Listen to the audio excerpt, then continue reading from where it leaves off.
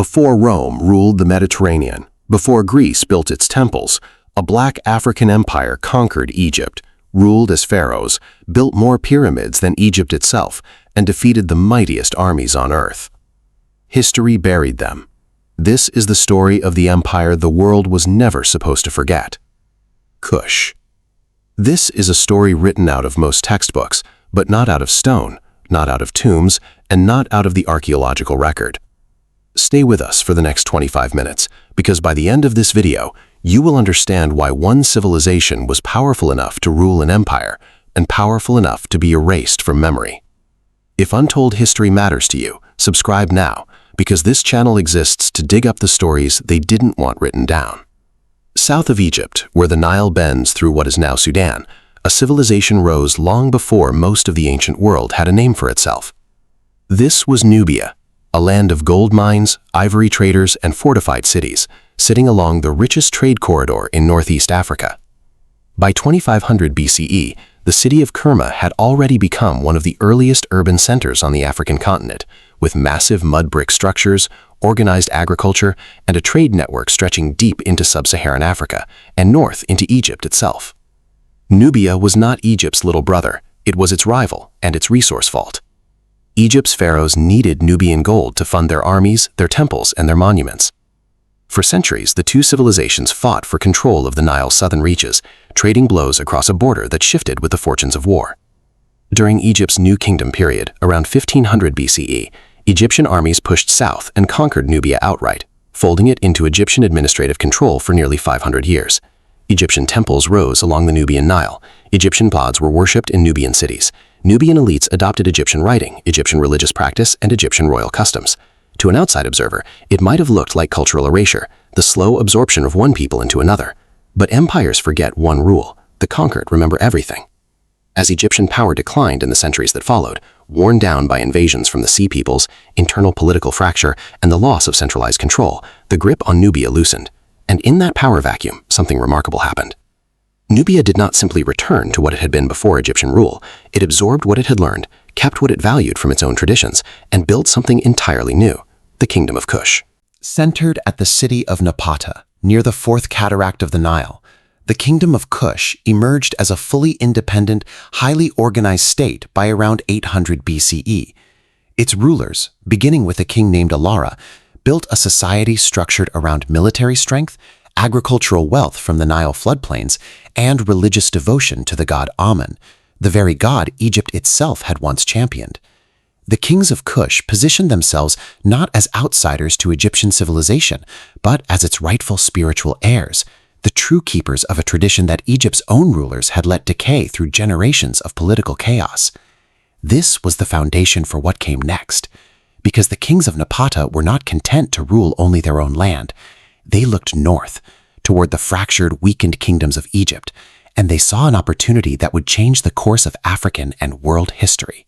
Around 727 BCE, a Kushite king named Pa launched a military campaign that would rewrite the map of the ancient world. Egypt at the time was not one unified kingdom, but a patchwork of rival local rulers, each controlling a fragment of the Nile, each too weak and too divided to stand against a truly organized force. Pa moved his armies north from Napata, and he did not stop at negotiation. He fought. His forces engaged Egyptian coalition armies in a series of battles along the Nile, using combined infantry and naval forces to control the river itself, the lifeline of any Egyptian campaign. Pa's armies laid siege to fortified cities, including the critical stronghold of Hermopolis, cutting off supply lines and starving resistance into submission.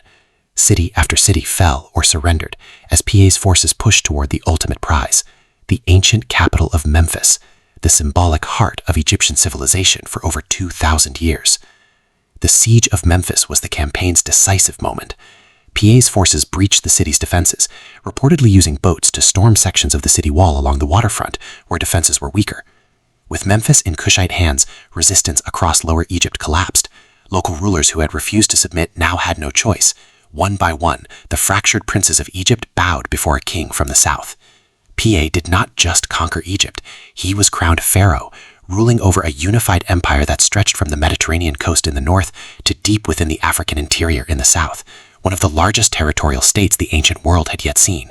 He became the founder of Egypt's 25th dynasty, a line of Kushite kings who would rule as legitimate pharaohs of Egypt for nearly a century. What followed was not a period of decline or foreign occupation, as some accounts have historically framed it, but a genuine golden age.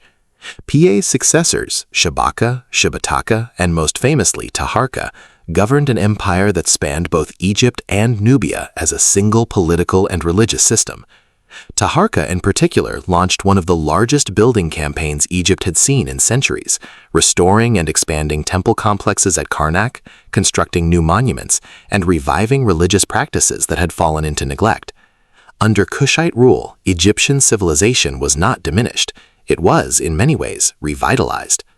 But this was also an empire that now stood in direct confrontation with the other great power of the ancient Near East, the Assyrian Empire, whose iron-weaponed armies were expanding aggressively across the Levant and toward Egypt's borders. What had begun as a story of internal African conquest was about to become a story of global-scale warfare. The wars between Kush-ruled Egypt and Assyria were fought across more than a decade, and they were brutal. Assyrian forces, equipped with iron weaponry that gave them a technological edge over the bronze-based armament common in Egypt and Nubia, pushed repeatedly into Egyptian territory. Taharqa's forces fought hard to hold the frontier, engaging Assyrian armies in a series of campaigns through the 670s and 660s BCE, but the military pressure was relentless. In 671 BCE, Assyrian king Esarhaddon's forces captured Memphis outright, forcing Taharqa to retreat south. Years later, under Taharqa's successor Tantamani, Assyrian forces struck even deeper, sacking a sacred city of Thebes in 663 BCE, an assault so severe that its shockwaves were remembered in historical texts for generations afterward. Facing an enemy with superior weapons technology and overwhelming momentum, the Kushite pharaohs made a decision that has often been misread by history as defeat. They withdrew from Egypt entirely, retreating south to their original heartland around Napata. But this was not collapse, it was survival through strategic retreat, the preservation of a kingdom, its institutions, and its identity, even after the loss of Egyptian territory. The 25th dynasty's rule over Egypt had ended, the Kingdom of Kush itself had not. In the centuries that followed, the center of Kushite power shifted further south to a new capital, Meroe, located near the confluence of the Nile and the Atbara River, well beyond the reach of Assyrian and later Persian imperial ambitions. And it was here, at Meroe, that Kush entered its most transformative and in many ways most independently African phase of development. Meroe became one of the ancient world's major centers of iron production. Archaeological evidence shows massive slag heaps, the waste byproduct of iron smelting, surrounding the city, so extensive that some historians have referred to Meroe as an ancient industrial hub. This iron industry fueled weapons production, agricultural tools, and trade goods that connected Meroe to networks stretching from sub-Saharan Africa to the Red Sea, and from there to India and the wider Indian Ocean trading world. The rulers of Meroe also developed something no other African civilization of the era had achieved at this scale, their own written language. The Meroitic script, adapted from Egyptian hieroglyphic and cursive forms but representing an entirely distinct Nubian language, appears on monuments, tombs, and administrative records throughout the Meroitic period. Remarkably, while scholars have deciphered the phonetic values of the Meroitic alphabet, the language itself remains only partially understood today, one of the significant unsolved puzzles of African archaeology, and a reminder of how much about this civilization is still waiting to be fully recovered. Meroe's rulers also built pyramids, not a handful but hundreds of them, steep-sided and smaller than Egypt's Old Kingdom giants, but constructed in far greater number. Today, the region around Meroe contains more pyramids than all of Egypt combined, a fact that surprises most people encountering this history for the first time.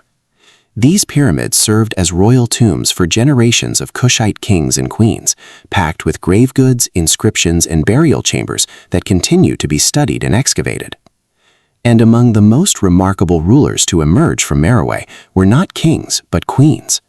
The Kushite state operated under a tradition of powerful female rulers known as Kandakes or Candaces, who held real political and military authority, not merely ceremonial status.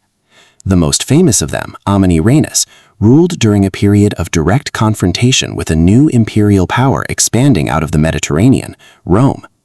In 25 BCE, following Roman annexation of Egypt, tensions between Rome and Kush erupted into open conflict. Meroitic forces, reportedly led personally by Queen Amanirenas, launched attacks against Roman-controlled territory in southern Egypt, including a notable assault on the city of Aswan and the destruction of Roman monuments there. Rome responded with a military campaign of its own, pushing south into Kushite territory. But rather than a decisive Roman conquest, the conflict eventually ended in a negotiated peace, formalized around 21 or 20 BCE, in which Rome agreed to relatively favorable terms for Kush, including a reduction or elimination of tribute obligations. This detail matters enormously. Rome, at the height of its imperial expansion, did not conquer and absorb the Kingdom of Kush the way it did with so many other regions it encountered. It negotiated with Kush as a sovereign power, capable of resisting Roman military force and securing terms on something resembling equal footing. Few civilizations in the ancient world could claim that kind of standing against Rome. Kush could. For several more centuries, Meroe continued as a major regional power, its wealth built on iron production, trade in gold, ivory, exotic animals, and agricultural goods moving along Nile River routes and overland caravan networks connecting Africa to the wider ancient world. But by the 3rd and 4th century CE, the kingdom began a gradual decline. Shifts in trade routes reduced Meroe's economic centrality. Environmental pressures, including possible overgrazing and resource depletion around the capital, strained the kingdom's agricultural base. And to the east, a rising power, the Kingdom of Aksum, in what is now Ethiopia, began to eclipse Meroe's regional influence, eventually delivering the military blow, around 350 CE, that is generally understood to have ended Meroitic Kush as an organized state. After this point, the historical record of Kush effectively goes quiet. And this is where the deeper, more troubling half of this story begins. Not the story of Kush's fall, but the story of its erasure from broader historical memory. For much of the 19th and 20th centuries, Western archaeology and historical scholarship, shaped heavily by the racial theories and colonial attitudes of their era, struggled to accurately credit Kush's achievements to the African civilization that actually produced them. Some early scholars attributed the sophistication of Kushite monuments, writing systems, and political organization to outside, non-African influence, unwilling to accept that a black African kingdom could independently produce pyramids, iron industry, a written language, and an empire capable of ruling Egypt and standing against Rome. Egyptology, as a field, developed enormous global attention, funding, and public fascination. Nubian and Kushite archaeology, by comparison, received a fraction of the resources and recognition, despite sitting immediately to the south, despite sharing deep historical connections with Egypt, and despite representing one of the most significant and militarily consequential civilizations of the ancient African continent. Today, that imbalance is slowly being corrected. Archaeological missions in Sudan continue to uncover new material at Napata, Meroe, and sites throughout the Nile Valley. Satellite imaging and modern excavation techniques have identified previously unknown structures and settlement patterns across the region. Sudan's pyramid fields at sites like Meroe and Nuri remain far less visited and far less globally recognized than Egypt's, even though they exist in greater number and represent an unbroken line of African political and cultural achievement stretching back thousands of years. The story of Kush is not a footnote to Egyptian history. It is a central chapter in the history of the ancient world in its own right. This was a civilization that conquered and ruled Egypt as legitimate pharaohs for nearly a century, that fought the Assyrian Empire, one of the most formidable military powers in human history, to a prolonged and costly standstill, that built an independent industrial iron economy centuries before comparable developments elsewhere on the continent, that developed its own written language, that constructed more pyramids than the civilization most closely associated with pyramids in the popular imagination, and that confronted the expanding Roman Empire directly and secured peace on its own terms rather than submission. Kush ruled where pharaohs once knelt. It fought empires the world still studies today. And yet, how many of us were ever taught its name? History is not simply what happened. It is what gets remembered, recorded, and passed forward. And for too long, the record has left enormous gaps where civilizations like Kush should stand in full. If you believe stories like this deserve to be told, subscribe, share this with someone who has never heard of Kush, and leave a comment. What forgotten empire should we uncover next? The truth is still out there, buried beneath sand and centuries of neglect. Help us dig it up.